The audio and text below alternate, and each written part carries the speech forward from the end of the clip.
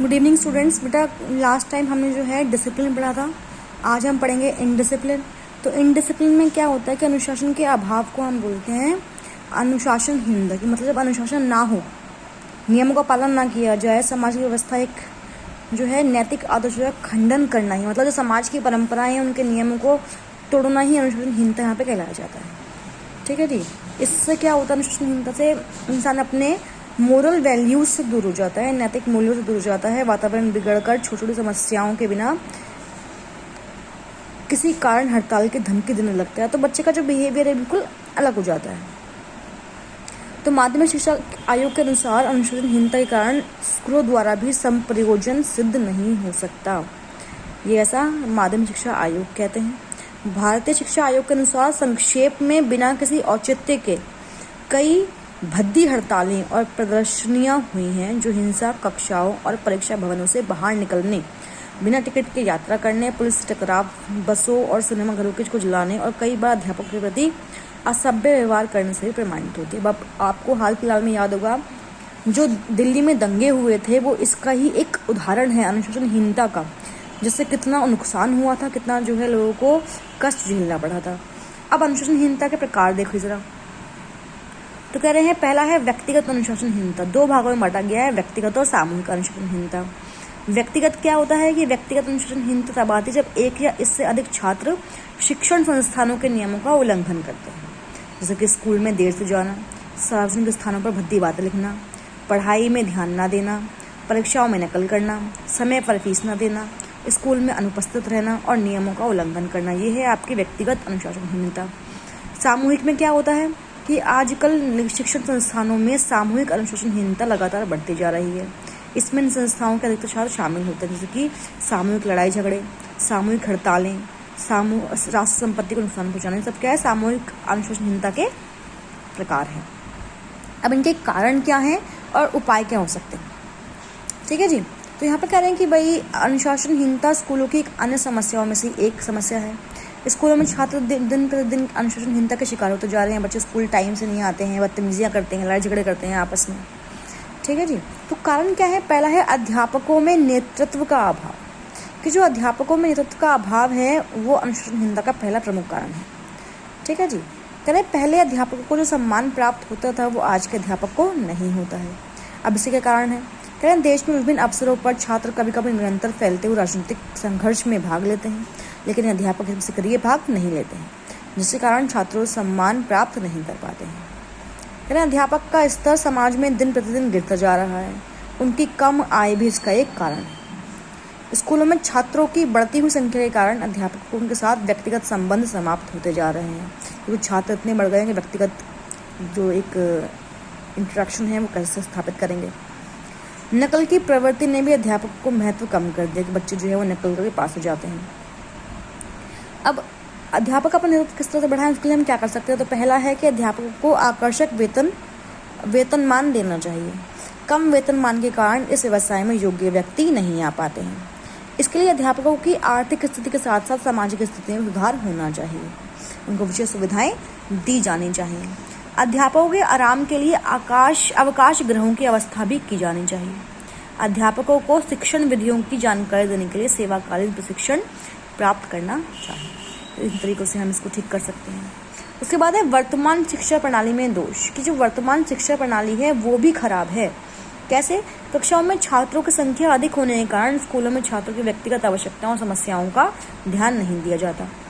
छात्र अब government school में अगर देखें, छात्र एक क्लास में 80 बच्चे भी हैं। वर्तमान शिक्षा प्रणाली की शारीरिक क्षमताओं के विकास की ओर ध्यान नहीं दिया जाता। इस छात्रों में नैतिक गुणों का विकास नहीं हो पाता है। विभिन्न शिक्षण संस्थाओं में पाठ्य पुस्तक क्रियाओं को बहुत कम महत्व देते हैं।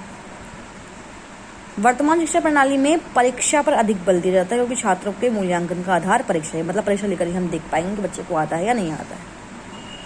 अब दूर कैसे करें इन दोषों को।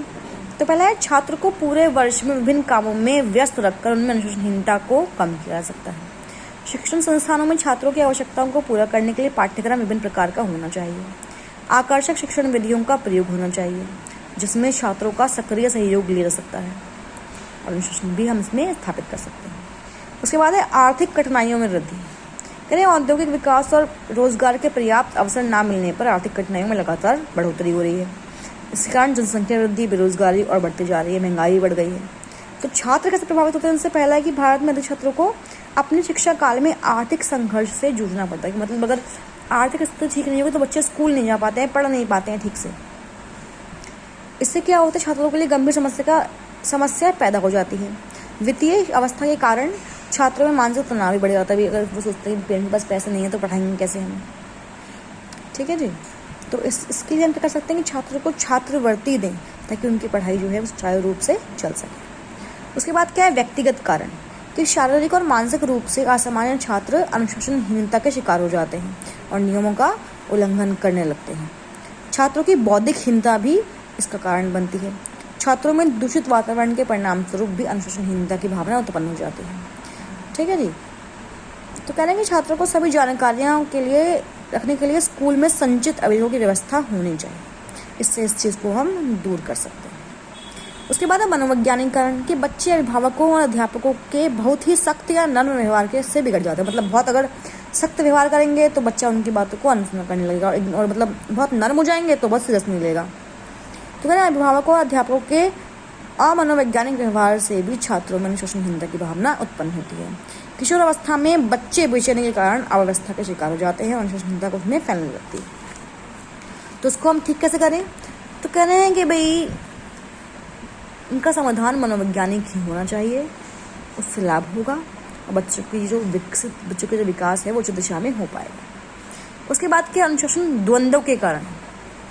अब इसमें क्या क्या है, विभिन्न अवसरों पर छुट्टियों की मांग करना, विभिन्न प्रकार की सुविधाओं की मांग करना, परीक्षाओं की तिथियों में परिवर्तन की मांग करना, कठिन परीक्षाओं का विरोध करते हुए परीक्षण का बहिष्कार कर देना, छात्रों की उपस्थिति को पूरा करने की मांग करना, किसी अध्यापक को निकालने की मांग करना, ठीक है जी। इन सब मांगों के कारण भी अनुशासनहीनता फैलती है। अब भारतीय शिक्षा आयोग क्या कहते हैं इसके बारे में? तो उनके अनुसार शिक्षण संस्थाओं में सुविधाओं का अभाव है, अध्यापकों और छात्रों में संबंध अच्छे नहीं हैं, शिक्षण संस्थानों के मुख्य अध्यापक में दृढ़ता की कमी है और योग्य और अनुभवी अध्यापकों की भी कमी है। अध्यापक द्वारा छात्रों को समस्याओं के प्रति रुचि न देना, प्रणोम से अनुशासन का गिरता हुआ स्तर। तो ये सारे जो है आयोग ये कहता है कि ये सारे कारण हैं जिसकी वजह से अनुशासनहीनता जो है फैलती जा रही है। अब इसके उपचार कैसे कर सकते हैं? तो स्कूल अनुशासन समिति 1960 के सुझाव हमें यहाँ पे लिख कर दिए गए हैं। तो पहला है कि स्कूलों के में छात्रों का दाखिला उनके गुणों के आधार पर होना चाहिए। अध्यापक का चयन उनकी योग्यता के अनुसार हो। अध्यापकों और छात्रों के परस्पर संबंध स्थापित होने चाहिए। छात्रों का नैतिक मार्गदर्शन हो। छात्रों को प्रोत्साहित किया जाए और संस्थाओं पर गलत प्रभाव नहीं पड़ना चाहिए। ये सब करके हम इसका उपचार कर सकते हैं। उसके बाद है प्राथमिक कक्षाओं के छात्र हुए तो अनुशासन और स्वतंत्रता। की जो प्राथमिक कक्षा के बच्चे हैं उनमें किस तरह से हम अनुशासन और स्वतंत्रता का अभाव कम कर सकते हैं। तो कहते हैं अनुशासन का मतलब क्या है? नियम और व्यवस्था के अनुसार काम करना ही इसका अर्थ होता है। तो आजकल के स्कूलों को हम देखें तो अनुशासन का विरोध करते हैं बच्चे, ठीक है, और पूर्ण स्वतंत्रता की मांग करते हैं। तो इस पूर्ण स्वतंत्रता का आधार बालक के स्वतंत्र आत्म प्रदर्शन के मनोवैज्ञानिक सिद्धांत को बताया गया है। शिक्षा का जो मुख्य उद्देश्य है वो समाज के लिए सहायक, मतलब अगर आप पढ़ रहे हो तो आपको कुछ अच्छा काम करना है समाज के लिए, ठीक है जी। तो इसके लिए ऐसी व्यवस्था हो कि बालकों को अपनी शक्तियों का विकास करने की स्वतंत्रता और समान अवसर प्राप्त होने चाहिए और प्रत्येक बालक उस व्यवस्था का पालन करना भी सीखे। मतलब अगर स्वतंत्रता दी जा रही है तो वो इस हद तक न बिगड़ जाए कि बच्चा उसको हर तरह की स्वतंत्रता समझ ले, ठीक है जी। आगे बढ़ते हैं। तो इसके लिए हमें क्या ध्यान रखना है बालकों के प्रति?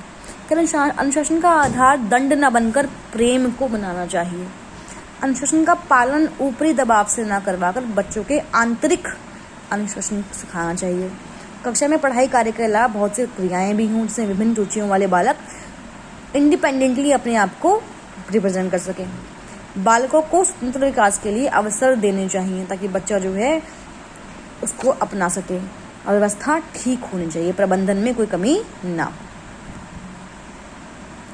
अब करें प्राथमिक कक्षाओं में अनुशासन स्थापित करने के लिए पुरस्कार और दंड की क्या भूमिका है?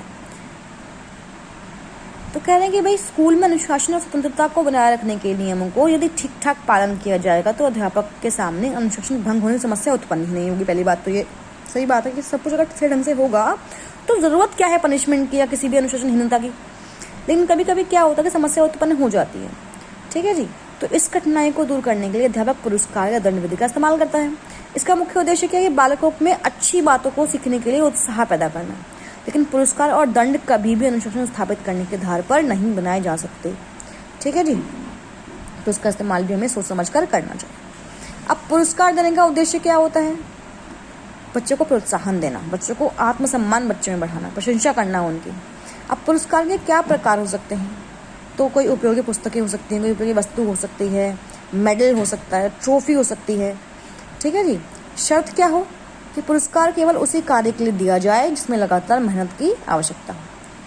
ठीक है। पुरस्कार सुविधाओं के रूप में, मतलब जो भी आप पुरस्कार दे रहे हो बच्चे के काम आना चाहिए, उसकी आवश्यकता के अनुसार हो, कम कीमती हो ताकि बच्चे में लालच उत्पन्न ना हो।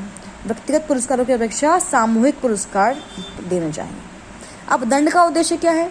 कि दूसरों को अपराध करने से रोकने के लिए और अपराध करने वालों को सुधारने के लिए दंड हमें देना चाहिए। रूप क्या है? शारीरिक दंड देना, स्कूल समय के बाद रोक कर रखना, परिश्रम का काम देना और स्कूल से निकाल देना, ये दंड के प्रकार हो सकते हैं। शर्त क्या है? कि बालकों को कभी भी शारीरिक दंड नहीं देना चाहिए। दंड का प्रयोग उस समय हो जब कोई दूसरा उपाय सफल ना हो पाए। मतलब कुछ सब कुछ आप करके देख लो, अगर वो भी काम नहीं आता तो फिर लास्ट ऑप्शन दंड का बचता है। ठीक है जी। दंड देने से पहले अपराध की छानबीन कर लेनी चाहिए और दंड को रिवाज के रूप में इस्तेमाल नहीं करना चाहिए। मतलब कुछ भी हो दंड दे दिया, कुछ नहीं। ठीक है जी। अपराध की प्रकृति को भी ध्यान में रखकर ही दंड हमें देना चाहिए। तो ये था इनडिसिप्लिन के बारे में। आगे बढ़ते हैं। आगे का जो टॉपिक है वो है शैक्षणिक अभ्यास और बाल केंद्रित अधिगम का आलोचनात्मक अवलोकन। तो उसमें पहला आता है चौक और टॉक, चौक और वार्ता। तो कह रहे हैं चौक बोर्ड या श्याम पट्टी या ब्लैक बोर्ड जिसको हम कहते हैं, उसको हम इसलिए कहते हैं क्योंकि इस पर काले रंग का पेंट होता है। हम सब ने देखा है स्कूलों के अंदर ब्लैक बोर्ड पर काले रंग का पेंट किया जाता है। इसका उपयोग अध्यापक सुविधा के लिए करते हैं। चौक से लिखकर बच्चों को समझाते हैं। ठीक है जी। पाठ को आसान बनाने के लिए इसका इस्तेमाल किया जाता है। हम ब्लैक बोर्ड पर अलग अलग तरह का चौक भी इस्तेमाल कर सकते हैं। ठीक है जी। करें विद्यालय की इमारत बनाते समय बड़ी सावधानी के साथ ब्लैक बोर्ड की स्थापना का चयन होना चाहिए। ब्लैक बोर्ड उचित स्थान पर हो, और उचित स्थान पर ना हो तो छात्रों को अध्यापकों को बहुत ही दिक्कत का सामना करना पड़ सकता है। ठीक है जी। अब श्याम पट्ट के प्रकार कौन कौन से हो सकते हैं? तो पहला है सीमेंट के बोर्ड, कि हम जो है दीवार में ही सीमेंट के बोर्ड बनवा दें। ठीक है जी। तो उचित स्थान पर ताकि बच्चों को अच्छी तरह से दिखाई दे। बच्चे जो है काले और सफ़ेद दो प्रकार के, ब्लैक बोर्ड जो है वो काले और सफ़ेद दो प्रकार के हो सकते हैं। अब लकड़ी का बोर्ड, कि पहले दीवार पर लकड़ी का बोर्ड टंगा दिया जाए। ठीक है। जिन पर कई रंग के चौकों से हम लिख सकते हैं। शीशे का बोर्ड, अब शीशे के बोर्ड जो है वो लकड़ी के फ्रेम के साथ लगाए जाते हैं। ठीक है। इस प्रकार के बोर्ड पर हम विभिन्न चौक से लिख सकते हैं और इसको साफ करने में कठिनाई नहीं आती है। काले कागज़ के बोर्ड, तो कहने आजकल स्कूलों में काले कागज़ के बोर्डों का इस्तेमाल हो रहा है। लकड़ी का सीमेंट के बोर्ड जो है वो महंगे पड़ जाते हैं और कागज़ के बोर्ड जो हैं वो सस्ते आते हैं। उसके बाद है ऑयल क्लॉथ बोर्ड या लपेटन बोर्ड। तो कहने कि भाई इस बोर्ड की जो प्रमुख विशेषता है वो क्या है कि बोर्ड पर कक्षा में किया जाने वाला काम घर से बनाकर लाया जाता है। इससे समय की बचत होती है और ये 2 डंडों की मदद से बनाया जाता है। इसके बीच में कपड़ा होता है और इसे 2 डंडों पर लपेटने के कारण इसका नाम रोलर बोर्ड भी रखा गया था। इम्पोर्टेंस क्या है ब्लैक बोर्ड की? तो पहला है चॉक बोर्ड शिक्षक का सबसे बड़ा सहारा होता है। शिक्षक इसे चॉक बोर्ड का जितना अधिक प्रयोग करता है वो उतना ही सफल होता है। विद्यार्थियों का ध्यान केंद्रित करने के लिए भी ब्लैक बोर्ड लगाया जाता है। इस पर लिखकर समझाना आसान हो जाता है। चॉक बोर्ड पर शिक्षक छात्रों के सामने लिखता है, जिसका प्रभाव सीधा बच्चों पर पड़ता है। चॉक बोर्ड पर लिखने से अध्यापक को कुछ आराम भी मिलता है, क्योंकि पूरे कालांश में बोलकर पढ़ाने से अध्यापक को थकावट हो जाती है। अध्यापक द्वारा लगातार बोलने से वो छोटे बच्चों का मन पढ़ाई में नहीं लगता। ऐसी परिस्थितियों में चॉक बोर्ड बहुत सहायता प्रदान करते हैं। छात्रों को किसी भी विषय का पूर्ण व सही ज्ञान देने के लिए चॉक बोर्ड अधिक उपयोगी है। ठीक है जी। शिक्षक को अन्य साधन ना मिलने पर कठिनाई आ सकती है, लेकिन चॉक बोर्ड आसानी से प्राप्त हो सकता है। पाठ को सुनने के साथ साथ उसे लिखा हुआ देखा जाता है, जल्दी समझ में आ जाता है। चॉक बोर्ड में लिखने के लिए केवल चॉक का ही खर्चा आता है, इसलिए ये बहुत सस्ता साधन है। और चॉक बोर्ड के को शिक्षण के लिए भी प्रभावी साधन माना जाता है। ठीक है जी, तो ये जो है इम्पोर्टेंस है किसकी, चॉक बोर्ड की। अब चॉक बोर्ड की एम्स क्या हो सकते हैं, उद्देश्य क्या है? तो पहला है बच्चों का ध्यान केंद्रित करना, कि जो कुछ भी पढ़ाया जा रहा है बच्चा उस पर ही अपना ध्यान दे और जो ब्लैक बोर्ड पर लिखी गई बातें हैं उनको अच्छे से समझ ले। श्याम पट्ट के द्वारा कठिन बातों को भी आसानी से हम समझा सकते हैं। और फिर उसके बाद है शिक्षण कार्य में परिवर्तन लाना, कि जो भी शिक्षण कार्य है उसको बदल सकते हैं हम। श्याम पट्ट बच्चों के लिए बच्चों के लेख को भी सुधारता है, मतलब बच्चे को सुंदर लिखने की बच्चे इससे कोशिश करते हैं। उसके बाद है कक्षा में श्याम पट्ट के लिए उचित स्थान क्या है? तो क्या है, श्याम पट्ट का जो आकार है वो 3.5 फुट चौड़ा और 4 फुट लंबा होना चाहिए। रंग काला होना चाहिए, इस पर चिकनाई नहीं होनी चाहिए। साफ करने के लिए झाड़न नमीदार होना चाहिए ताकि ये चॉक को चूर्ण सोख सके। ठीक है जी। अब प्रभावपूर्ण प्रयोग क्या है श्याम पट्ट के? तो पहला है झाड़न के प्रयोग की आदत। झाड़न मतलब जो डस्टर आपका होता है जिससे हम चॉक को मिटाते हैं वो सही ढंग से होना चाहिए, जिससे अध्यापक के हाथों खराब हो। उसके बाद संकेतक का प्रयोग करना। ठीक है जी, संकेतक का इस्तेमाल कर सकते हैं। उसके बाद लेख सुंदर और स्पष्ट हो। श्याम पट्ट कार्य सरल होना चाहिए। अध्यापक के खड़े होने की स्थिति किस प्रकार की, ये भी जो है प्रभावपूर्ण प्रयोग है। उसके बाद श्याम पट्ट सीधी लाइनों और बड़े आकार में होना चाहिए। श्याम पट्ट का प्रयोग करते समय छात्र को व्यस्त, मतलब अगर एक टीचर लिख रहा है ब्लैक बोर्ड पर तो बच्चा खाली ना बैठे, बच्चा भी उसको उतारे। आवश्यक बिंदु के नीचे रेखा लगाना, कि भाई जो इंपॉर्टेंट पॉइंट्स उसके नीचे जो है वो अंडरलाइन कर दिया जाए, जिससे बच्चे की भी आदत पड़े अंडरलाइन करने की और वो स्पष्ट दिखाई दे कि हाँ भाई इस चीज में ये जो है इम्पोर्टेंट टॉपिक है। आगे जो है limitations of black board, Shyam पट्ट के दोष या कमियां। तो प्रमुख दोष क्या है कि श्याम पट्ट एक दृश्य साधन है, देखने वाला। श्याम पट्ट पर अध्यापक की लिखाई सुंदर नहीं होगी तो विद्यार्थी उसको लिख नहीं पाएगा। आगे बात करते हैं, कह रहे हैं श्याम पट्ट के पास बैठे विद्यार्थियों को कभी कभी श्याम पट्ट देखने में भी असुविधा होती है, कि श्याम पट्ट वो देख नहीं पाते हैं। यदि श्याम पट्ट पर रोशनी कम या ज्यादा होती है तो दूर बैठे विद्यार्थियों की आंख पर बुरा असर पड़ता है। श्याम पट्ट को साफ करते समय चौक की धूल विद्यार्थी को स्वास्थ्य के लिए हानिकारक होती है। ठीक है जी। अक्षर जो है वो छोटे छोटे हो सकते हैं तो बच्चों को लेखन कार्य समझ नहीं आता है। और बोर्ड पर काम करते समय अध्यापक की पीठ कक्षा की ओर होती है, जिससे बच्चे शरारतें करने लगते हैं। उसके बाद निष्कर्ष का निकलता है कि श्याम पट्ट का प्रयोग करते समय बच्चों कक्षा में चौक ऐसे चलाया जाए जिससे आवाज ना हो। साफ करने के लिए झाड़न का इस्तेमाल, डस्टर का इस्तेमाल करना चाहिए। शिक्षक को श्याम पट्ट का इस्तेमाल करते समय बोलते भी रहना चाहिए और बीच बीच में प्रश्न भी पूछने चाहिए। तो ये था आपका श्याम पट्ट। भाई श्याम पट्ट पर हम आसान चित्र भी ड्रॉ कर सकते हैं, ये भी आप जानते ही हैं। उसके बाद जो टॉपिक है वो है आपका टीचर टॉक, अध्यापक वार्ता। तो फ्लैंडर्स ने अध्यापक को 2 भागों में बांटा है, प्रत्यक्ष प्रभाव और अप्रत्यक्ष प्रभाव। अध्यापक वर्ग को बांटा है ना, तो अध्यापक वर्ग में प्रत्यक्ष प्रभाव को भी 4 भागों में बांटा गया है। ठीक है। इसमें अध्यापक का विद्यार्थियों पर ज़्यादा असर नहीं होता, वे कक्षा में अधिक स्वतंत्र रहते हैं। ठीक है।